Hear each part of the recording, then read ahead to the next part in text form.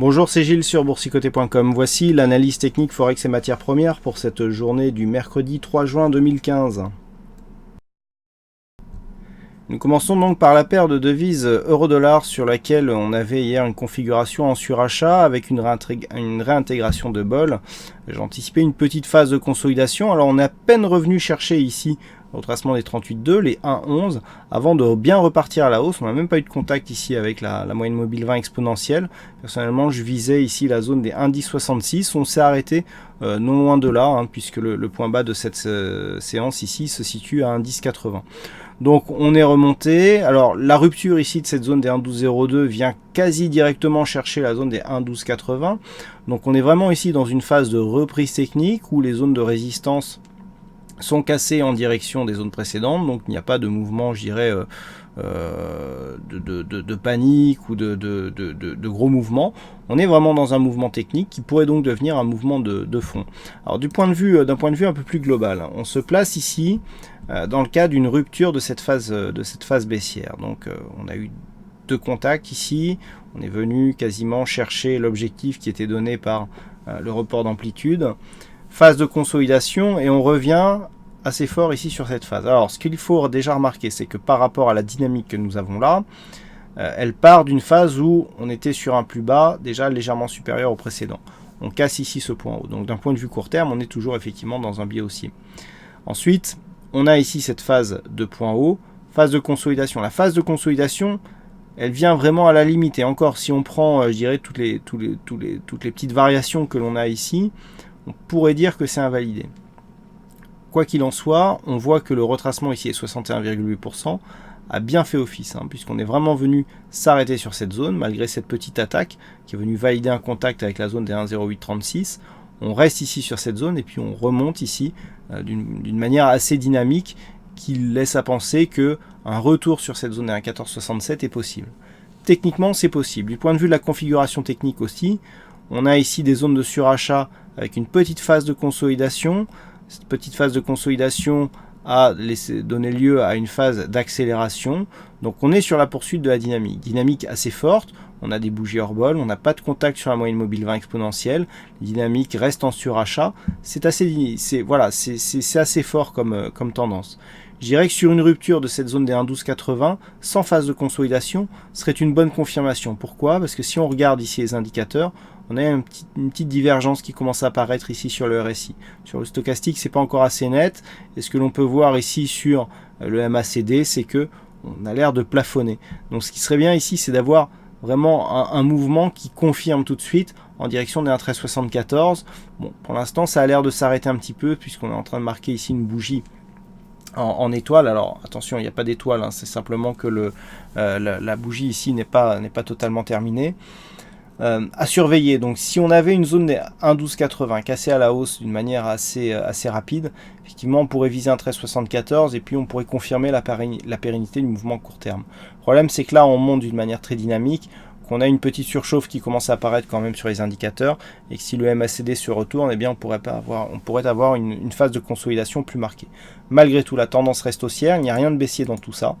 Même avec la rupture ici que nous avons eue, on peut se rendre compte qu'effectivement on est sur une phase de consolidation mais qui n'a pas dépassé le 61,8. Donc si on revient ici dans cette zone, eh bien on confirmera un biais haussier avec donc une zone de point bas significatif ici sur cette base. Donc la zone à surveiller, 1,1280 dans l'immédiat. Il faudra vraiment casser à la hausse cette zone d'une manière assez directe. Si c'est un échec de franchissement, on peut s'attendre à une phase de consolidation au moins jusqu'à la zone des 1,1202. Voire un éventuel retour ici sur la zone des 1,1105. Sur le dollar yen, on valide bien ici la poursuite du mouvement haussier. Donc hier, je vous indiquais qu'il m'en manquait un petit peu pour venir rejoindre l'objectif des 124,80 qui correspondent à un objectif lié à un report d'amplitude donc de la précédente phase de range. On est venu chercher cette zone, on est même venu taper ici les 125 yens pour $1 dans la nuit. Et puis les courses sont revenues ici sur la moyenne mobile 20 exponentielle. Donc là, on est vraiment dans une phase où la consolidation se fait un peu plus pressante. Je vous rappelle que nous avons des divergences. Alors on le voit relativement bien sur le RSI. Sur le RSI, effectivement, on voit bien ici la succession de points hauts qui est baissière alors que les points hauts sont haussiers du point de vue ici de leur succession. Par contre, sur le stochastique, c'est beaucoup moins net, hein. Voilà, on a ici une première zone de point haut, deuxième zone, c'est quasiment équivalent, hein. Donc la divergence n'est pas totale. Malgré tout, ce que l'on peut voir, c'est que vu l'amplitude de rupture que nous avons eu ici sur cette zone de point haut, elle est relativement faible. Le fait que l'on revienne aussi rapidement sur la moyenne mobile 20 exponentielle peut expliquer une phase de temporisation. Donc c'est, d'après ce que nous donnent les indicateurs, une phase de temporisation temporaire, comme beaucoup de phases de temporisation. On revient ici en zone neutre sur le RSI, sur le stochastique. Et chose intéressante, alors intéressante oui et non, on se retourne ici après une belle amplitude sur le MACD. Donc là, sous l'impulsion de cet indicateur, cela nous montrerait que on serait prêt à revenir ici sur cette zone des 124,80 et à casser celle-ci vers des nouvelles zones de points hauts. Alors là où je disais ça dépend, c'est que en fait, voilà, on a une succession de points bas dont le retournement ici entre les diverses phases de points bas se fait dans la zone négative. Donc ça nous montre que la dynamique n'est pas réellement installée et qu'il y a quand même des signes de fragilisation. Donc il est possible aussi que l'on évolue dans une zone de range. Cette zone des 123,33 est relativement bien définie. Zone 124,80 a été testée aussi. Au besoin, on remontera légèrement la zone de résistance sur 124,90 lors du prochain contact si cette zone est plus significative. Tant que nous sommes ici entre 123,33 et 124,79, il n'y a rien de, je dirais, il n'y a pas de phase d'affaiblissement. Au pire, une phase de temporisation après une forte hausse, hein. Je rappelle que la dynamique a été assez forte. Par contre, sur une rupture ici de cette zone des 123,33, eh bien, il y aurait un début de consolidation qui pourrait être d'une amplitude un peu plus grande, avec un éventuel retour ici sur cette zone des 121,80, 121,70, qui était la précédente phase de résistance, enfin la précédente zone de résistance de l'ancienne zone de range. Mais tant que l'on reste ici sur cette zone, c'est au pire neutralisation avec éventuellement donc sur une poursuite haussière et donc une cassure de cette zone des 125,05, eh bien un signal de continuité haussière. Et enfin sur le gold, on est presque venu chercher l'objectif que je vous donne depuis maintenant pas mal de temps. Depuis la rupture ici du retracement des 61,8%, puisque vous connaissez maintenant la théorie, suite à une phase de hausse, rupture du 61,8, c'est probabilité accrue d'avoir un retracement total 1179,1. Depuis que l'on est ici sur cette zone des 1187, je vous indique qu'une éventuelle rupture, même rapide, pourrait nous donner la validation de cet objectif. On a failli l'avoir le 28, on a failli l'avoir aujourd'hui, et oui je dis failli parce qu'il en manque un petit peu.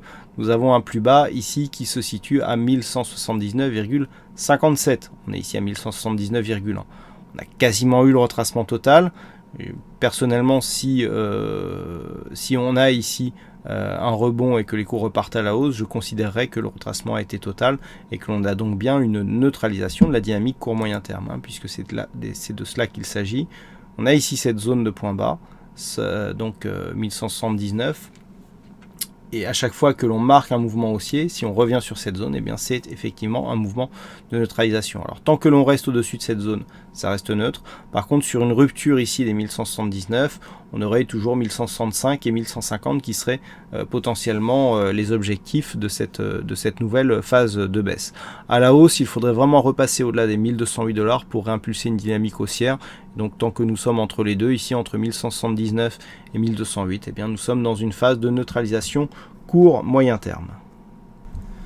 Voilà donc ce que nous pouvons dire sur cette analyse technique Forex et matières premières. Je vous souhaite à toutes et à tous une bonne soirée, bonne chance dans vos prochains trades et on se donne rendez-vous dès demain pour d'autres analyses techniques sur le site boursicoté.com. Bonne soirée à tous.